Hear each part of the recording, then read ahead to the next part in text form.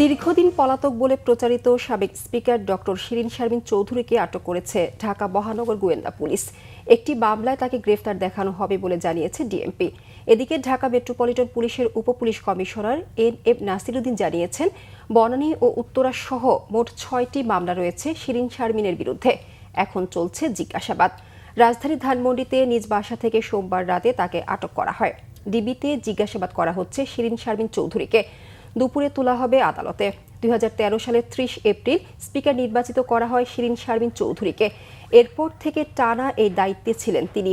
২০২৪ সালের ৭ জানুয়ারি বিএনপিবিহীন নির্বাচনে আওয়ামী লীগ জয়ী হয়ে সরকার গঠনের পর শিরীন শারমিন চৌধুরীকে আবার স্পিকার করে।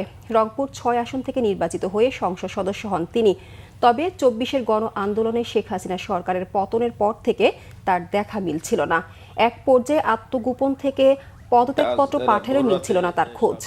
স্পিকার ডক্টর শিরীন শারমিন চৌধুরী ওনাকে গ্রেপ্তার করা হয়েছে ডিবি কর্তৃক ধানমন্ডি থেকে গ্রেপ্তার করে ডিবি হেফাজতে বর্তমানে উনি আছেন। তো যতদূর জানা গেছে যে বনানী, উত্তরা এবং রংপুরে তার বিরুদ্ধে জুলাই সংক্রান্ত বিষয়ে একাধিক মামলা আছে। জিজ্ঞাসাবাদ চলছে।